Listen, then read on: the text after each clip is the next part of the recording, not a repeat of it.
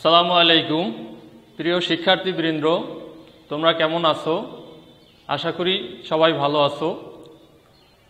আমি মোহাম্মদ আমিনুল ইসলাম, প্রভাষক জীববিজ্ঞান, Kanakdia sir Salimullah school and college.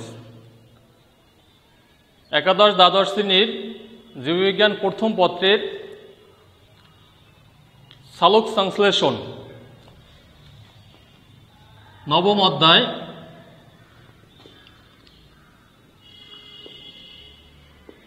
অধ্যায় উদ্ভিদ সারির তত্ত্ব।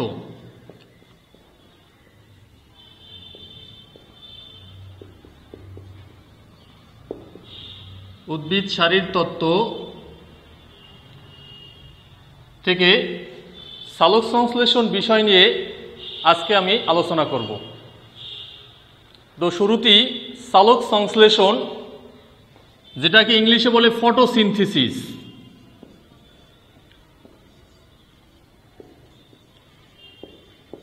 এখানে ফটো শব্দের অর্থ হলো আলো।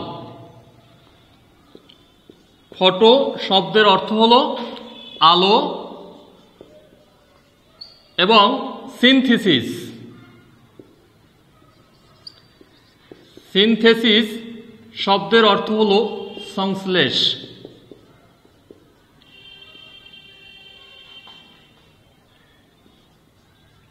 সংশ্লেষ অর্থাৎ সালোক সংশ্লেষণ। বিজ্ঞানী বার্নেস প্রথম 1898 সালে সালোক সংশ্লেষণ শব্দটি ব্যবহার করেন।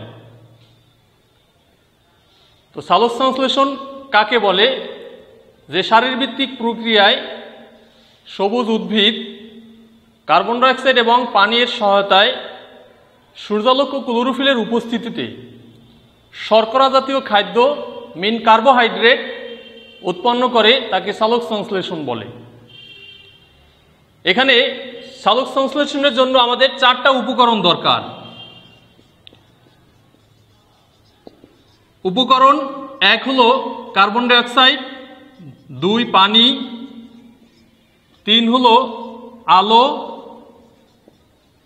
এবং 4 হলো ক্লোরোফিল। তাহলে সালোক সংশ্লেষণের উপকরণ হলো 4টি। সালোক সংশ্লেষণ প্রক্রিয়ায় সংঘটিত বিক্রিয়া, এখানে উদ্ভিদের পাতায় একটি বিক্রিয়া সংঘটিত হয়। তো সংঘটিত বিক্রিয়াটি কি হবে?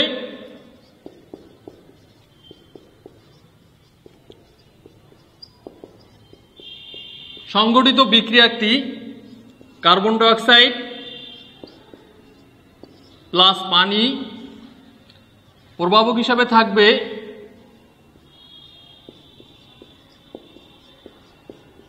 ক্লোরোফিল এবং আলো, তৈরি হবে গ্লুকোজ প্লাস পানি প্লাস অক্সিজেন।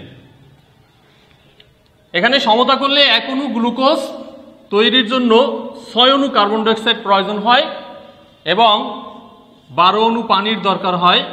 তাহলে 6 অণু পানি এবং 6 অণু অক্সিজেন তৈরি হয়। এটা একটা জারণ বিজারণ বিক্রিয়া। এখানে পানি জারিত হয়, অর্থাৎ ভেঙে গিয়ে অক্সিজেন তৈরি করে। এটা একটা জারণ বিক্রিয়া। এবং কার্বন ডাইঅক্সাইড বিজারিত হয়ে গ্লুকোজ তৈরি করে। এটা একটা বিজারণ বিক্রিয়া। বিক্রিয়াটি একটি জারণ বিজারণ বিক্রিয়া। সালোক সংশ্লেষণ সংগঠনের জন্য উদ্ভিদের পাতার মেসোফিল টিস্যু প্রয়োজন হয়। ক্লোরোফিল অণু, আমরা যে উপকরণ বলছিলাম 4টা, তার মধ্যে প্রথমেই বলছিলাম আলো। এখানে আলো হলো সালোক সংশ্লেষণের একটি অপরিহার্য উপাদান। আর এই আলোর বিভিন্ন তরঙ্গদৈর্ঘ্যের আলো সালোক সংশ্লেষণে অংশগ্রহণ করে। তার মধ্যে আমরা জানি দৃশ্যমান আলো দৃশ্যমান আলো যেটাকে আমরা একত্রে বলি বেনি সহ কলা, অর্থাৎ বেগুনি, নীল, আসমানি, সবুজ, হলুদ, কমলা এবং লাল। এই আলো দৃশ্যমান আলো এবং তরঙ্গদৈর্ঘ্য 350 ন্যানোমিটার থেকে 680 ন্যানোমিটার তরঙ্গদৈর্ঘ্য। এই তরঙ্গদৈর্ঘ্যের আলো দৃশ্যমান দেখা যায়। তো বেগুনি এবং নীল অর্থাৎ বেনি, কমলা এবং লাল, এই আলো সালোকসংশ্লেষণে সবচেয়ে বেশি ব্যবহার হয়, অন্যান্য আলো কম ব্যবহার হয়। তবে সালোকসংশ্লেষণ সবচেয়ে বেশি সংঘটিত হয় লাল আলোতে, যেহেতু লাল আলোর তরঙ্গদৈর্ঘ্য সবচেয়ে বেশি, যার ফলে লাল আলোতে সালোকসংশ্লেষণ সবচেয়ে ভালো হয়। এরপরে আসি আমরা 2 নম্বর টপিক, যেটা বলছিলাম ক্লোরোফিল, যেটা আরেকটি অপরিহার্য উপাদান ক্লোরোফিল। ক্লোরোফিলের মধ্যে ক্লোরোফিল এ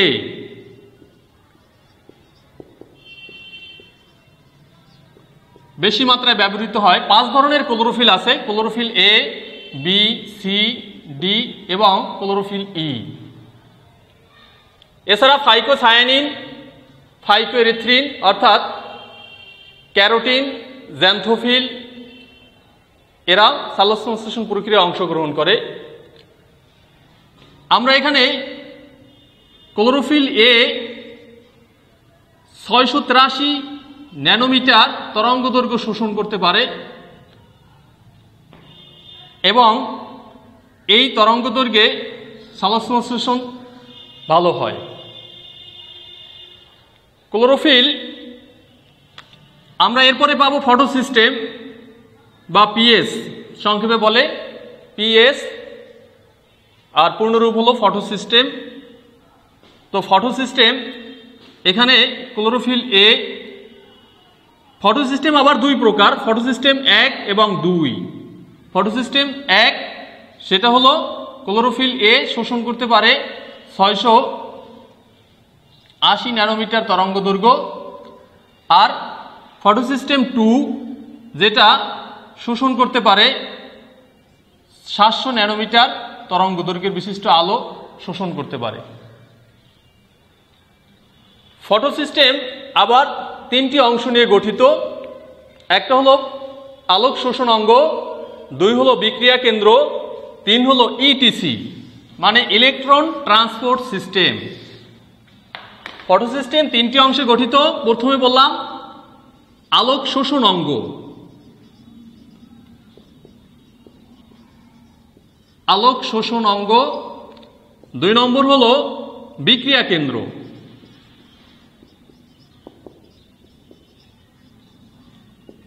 3 নম্বরে হলো ইটিসি মানে হলো ইলেকট্রন ট্রান্সপোর্ট সিস্টেম।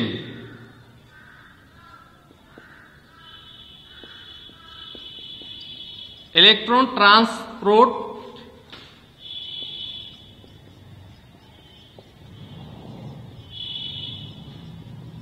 সিস্টেম মানে ইটিসি। এখানে ইলেকট্রন ট্রান্সপোর্ট সিস্টেমের আবার বেশ কয়েকটা শব্দের সাথে আমরা পরিচিত হব।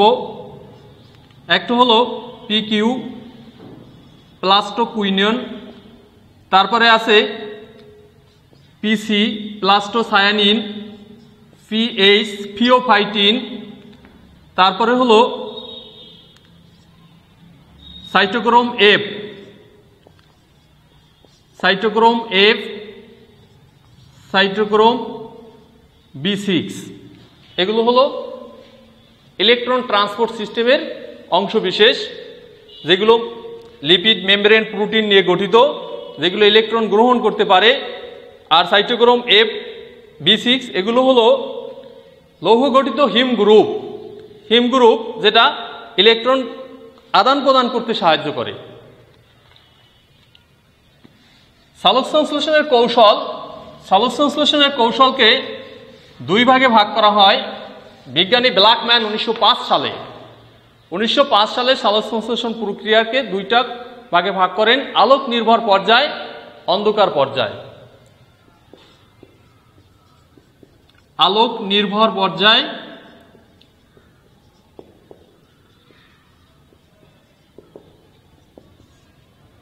অন্ধকার পর্যায়। প্রিয় শিক্ষার্থীবৃন্দ, তোমরা এখান থেকে বুঝতে পারছো যে আলোক নির্ভর পর্যায় মানে যেখানে আলো নির্ভর করে, আলোর উপর নির্ভর করে যেটা, আর আলোক নির্ভর পর্যায় এটা আলোর প্রয়োজন পড়ে না, আলো ছাড়াও এই পর্যায়টা সংঘটিত হতে পারে। আলোক নির্ভর পর্যায় সূর্যশক্তি রশ্মি থেকে শোষিত আলোক রশ্মি রাসায়নিক শক্তিতে রূপান্তর হয়ে এডিপি এবং এনএডিপি, এডিপি এবং এনএডিপি, এই শব্দ দুইটা তোমরা পরিচিত, যে এডিপি মানে হলো এডিনোসিন ডাইফসফেট, এডিনোসিন ডাইফসফেট, এবং NADP nicotinamide adenine dinucleotide phosphate. তো আলোক নির্ভর পর্যায়ে এডিপি এবং এনএডিপি এদেরকে বিজারিত করে এটিপি এবং এনএডিপিএইচ প্লাস হাইড্রোজেন আয়ন অর্থাৎ অ্যাডিনোসিন ট্রাইফসফেট এবং এনএডিপিএইচ প্লাস হাইড্রোজেন আয়ন মানে বিজারিত reduced nicotinamide adenine dinucleotide phosphate, যেটাকে আমরা বাংলায় বলি বিজারিত নিকোটিনামাইড অ্যাডেনিন ডাইনিউক্লিওটাইড ফসফেট তৈরি করে। এখানে পানি ব্যবহার হয়, তার মানে এখানে সংঘটিত বিক্রিয়াটি এডিপি প্লাস এনএডিপি প্লাস পানি তৈরি হবে ATP plus NADPH plus hydrogen ion plus পানি প্লাস অক্সিজেন, এবং এখানে অক্সিজেন নির্গত হয়। আমরা জানি যে সালোক সংশ্লেষণ প্রক্রিয়ায় উৎপন্ন অক্সিজেন প্রাণীকুল তার শ্বসন কার্যের জন্য ব্যয় করে, আর এই অক্সিজেনের উৎস হলো সালোক সংশ্লেষণ বিক্রিয়ার মাধ্যমে নির্গত অক্সিজেন। সালোক সংশ্লেষণ প্রক্রিয়া সক্রিয় এবং অসক্রিয় ফটোফসফোরাইলেশন। এখানে আমরা ফসফোরাইলেশন শব্দের সাথে নতুন করে পরিচিত হলাম। ফসফোরাইলেশন এডিপির সাথে অজৈব ফসফেট যুক্ত হয়ে এটিপি তৈরি করে। এডিপির সাথে অজৈব ফসফেট বা ইনঅর্গানিক ফসফেট যুক্ত হয়ে এটিপি তৈরি করে, এটাকে বলা হয় ফসফোরাইলেশন। আবার বিপরীতভাবে এটিপি ভেঙে এডিপি এবং অজৈব ফসফেট তৈরি হলে এটাকে বলা হয় ডিফসফোরাইলেশন। অর্থাৎ ফসফোরাইলেশন মানে যুক্ত হলো, আর ডিফসফোরাইলেশন মানে হলো যে এটিপি ভেঙে এডিপি এবং একটা ফসফেট মুক্ত হয়, যে ফসফেট বিক্রিয়ায় কোনো বিক্রিয়ক বা উৎপাদ যৌগের সাথে যুক্ত হয়। ফসফোরাইলেশন, ফটোফসফোরাইলেশন, আলোর উপস্থিতিতে যে ফসফোরাইলেশনটা ঘটে এটাকে বলা হয় ফটোফসফোরাইলেশন। এই ফটোফসফোরাইলেশনকে দুই ভাগে ভাগ করা হয়, একটা হলো অসক্রিয় ফটোফসফোরাইলেশন আর একটা হলো সক্রিয় ফটোফসফোরাইলেশন। এক নম্বর অচক্রিয় ফটোফসফোরাইলেশন,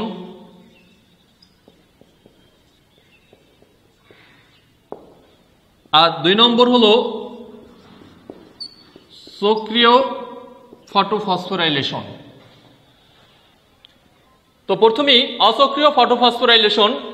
অসক্রিয় ফটোফসফোরাইলেশনে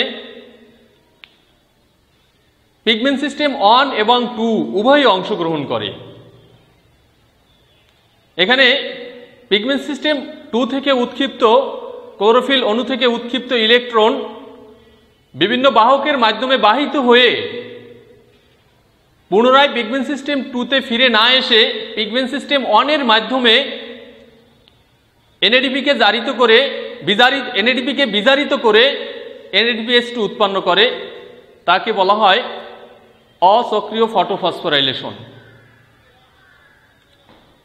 আর চক্রীয় ফটোফসফোরাইলেশন, যেখানে পিগমেন্ট সিস্টেম 2 থেকে উৎক্ষিপ্ত ইলেকট্রন বিভিন্ন বাহকের মাধ্যমে বাহিত হয়ে পুনরায় আবার এখানে ফিরে আসে, যার ফলে এটার নাম হচ্ছে চক্রীয় ফটোফসফোরাইলেশন।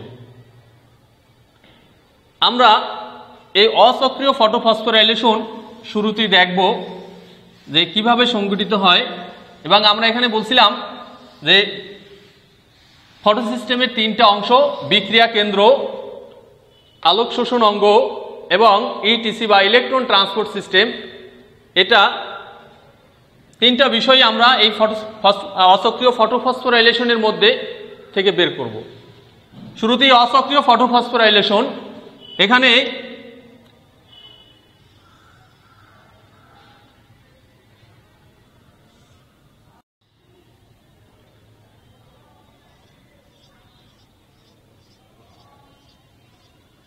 এটা হলো আলোক শোষণ অঙ্গ, যেটাকে আমরা ফটোসিস্টেমের 3টা অংশ বলছিলাম, তার মধ্যে একটা অংশ ছিল আলোক শোষণ অঙ্গ।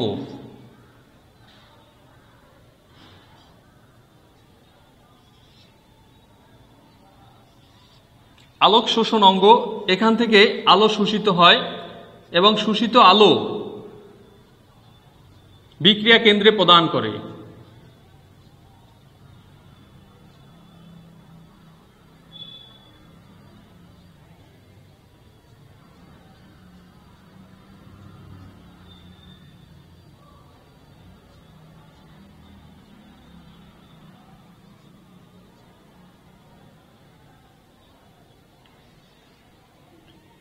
এটা হলো বিক্রিয়া কেন্দ্র।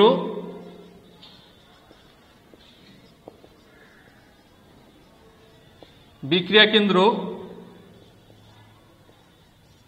680, আর এটা হলো আলোক শোষণ অঙ্গ।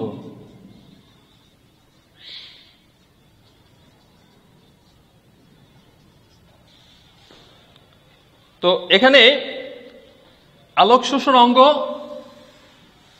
থেকে আলোক শোষিত হয়ে বিক্রিয়া কেন্দ্রে প্রদান করে এবং বিক্রিয়া কেন্দ্র থেকে উচ্চ শক্তি সম্পন্ন ইলেকট্রন প্লাস্টোকুইনোন PQ এ স্থানান্তরিত হয়। যখন বিক্রিয়া কেন্দ্র থেকে 2টা ইলেকট্রন উৎক্ষিপ্ত হয়, তখন এখানে ইলেকট্রনের ঘাটতি দেখা যায়, যার ফলে পানি ভেঙে ম্যাঙ্গানাস ক্লোরাইডের উপস্থিতিতে পানি ভেঙে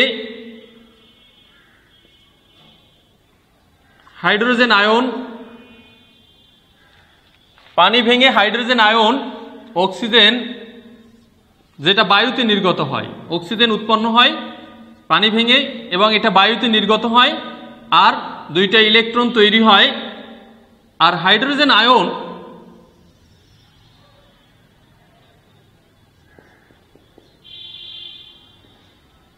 এই ইলেকট্রন বিক্রিয়া কেন্দ্রে প্রদান করে। পানি ভাঙবে ম্যাঙ্গানাস ক্লোরাইডের উপস্থিতিতে, যেটাকে আমরা সালোক বিভাজন বা ফটোলাইসিস বলি। অর্থাৎ সূর্যালোকের উপস্থিতিতে পানি ভেঙে হাইড্রোজেন আয়ন তথা প্রোটন, অক্সিজেন এবং ইলেকট্রন তৈরি করার প্রক্রিয়াকে বলা হয় ফটোলাইসিস বা সালোক বিভাজন। তো ইতিমধ্যে বিক্রিয়া কেন্দ্র থেকে ইলেকট্রন প্লাস্টোকুইনোন PQ তে স্থানান্তরিত হলো। প্লাস্টোকুইনোন সে ইলেকট্রনকে আবার সাইটোক্রোম F কে প্রদান করবে এখানে যে শক্তি নির্গত হয় সেই শক্তি এডিপির সাথে যুক্ত হয়ে অর্থাৎ ফসফেট এডিপির সাথে যুক্ত হয়ে এটিপি তৈরি করে। সাইটোক্রোম এফ ইলেকট্রনকে প্লাস্টোসায়ানিন পিসিকে প্রদান করে।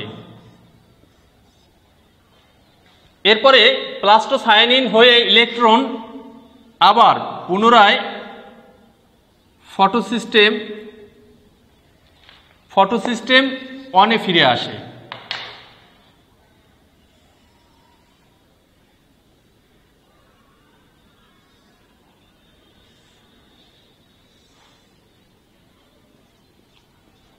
একইভাবে ফটোসিস্টেম অনে ইলেকট্রন ফিরে আসে।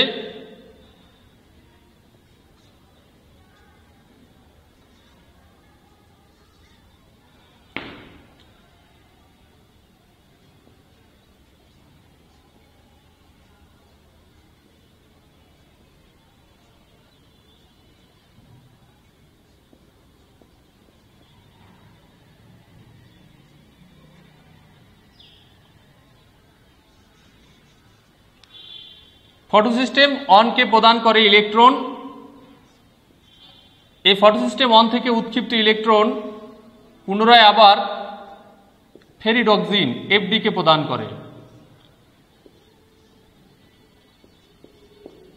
এই ইলেকট্রন ফেরিডক্সিন অর্থাৎ এফডিকে প্রদান করে। এখানে যে হাইড্রোজেন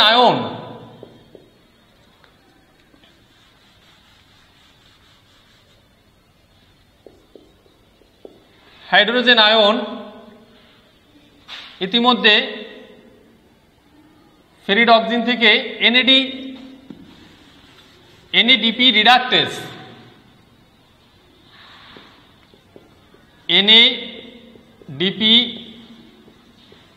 রিডাক্টেস বিজারিত হয়ে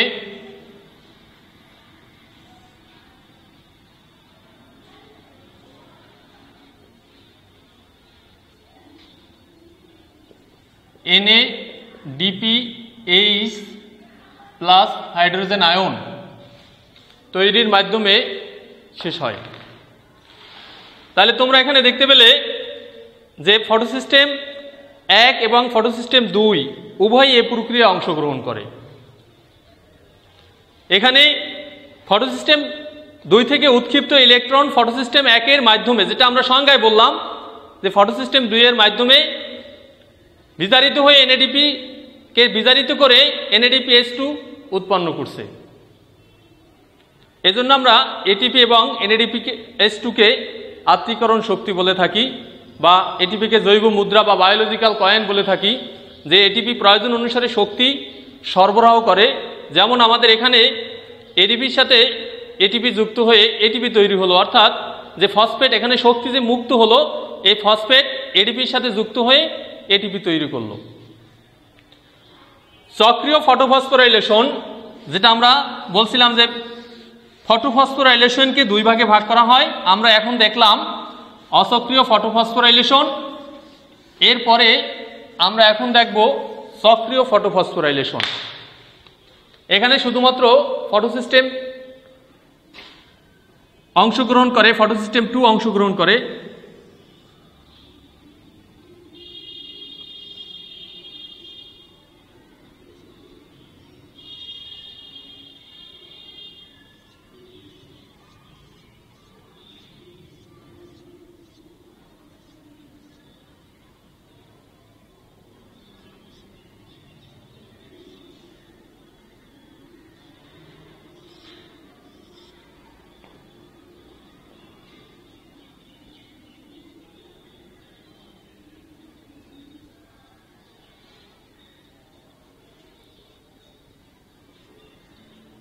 বিক্রিয়া কেন্দ্র,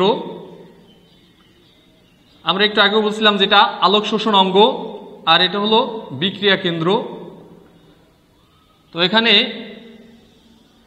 বিক্রিয়া কেন্দ্র থেকে উৎক্ষিপ্ত ইলেকট্রন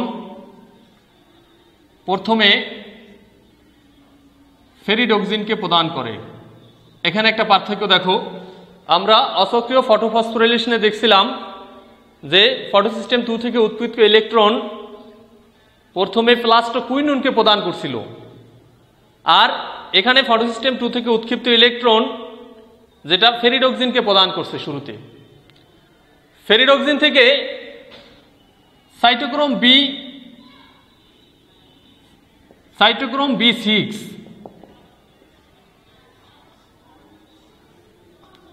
এখানে সাইটোক্রোম B6 কে যখন ফেরিডক্সিন ইলেকট্রন প্রদান করবে, এখানেও যে শক্তি মুক্ত হয় এডিপির সাথে অজৈব ফসফেট যুক্ত হয়ে এটিপি তৈরি করে। সাইটোক্রোম B6 এই ইলেকট্রনকে প্লাস্টোকুইনোন PC কে প্রদান করে। প্লাস্টোকুইনোন আবার উৎক্ষিপ্ত ইলেকট্রনকে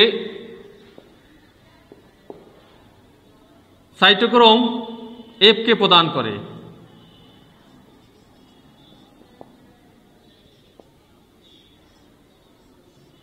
এখানে সাইটোক্রোম F কে যখন প্লাস্টোকুইনোন ইলেকট্রন প্রদান করবে তখন আবার শক্তি মুক্ত হয়, যার জন্য এটিপির সাথে যুক্ত হয়ে এটিপি তৈরি করে। সাইটোক্রোম F থেকে ইলেকট্রন প্লাস্টোসায়ানিন PC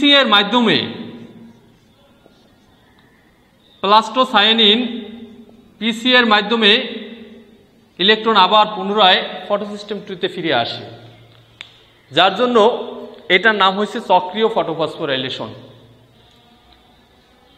আমরা দেখলাম যে অসক্রিয়, যেখানে ইলেকট্রন পুনরায় আর সেখানে ফিরে আসেনি, কিন্তু এখানে ইলেকট্রন পুনরায় আবার চক্রাকারে আবার পুনরায় ফিরে আসছে, যার জন্য নাম হয়েছে সক্রিয় ফটোফসফোরাইলেশন। এই ছিল আলোক পর্যায়ে সংঘটিত বিক্রিয়া। তো আমরা আজকে এখানেই শেষ করব। পরবর্তী আলোচনায় অন্ধকার পর্যায়ে সংঘটিত বিক্রিয়া, সেখানে অন্ধকার পর্যায়ে 3টা গতিপথ রয়েছে, C3 বা কেলভিন ব্যাসাম চক্র, C4 বা হ্যাস ও স্যালাক চক্র এবং ক্যাম গতিপথ।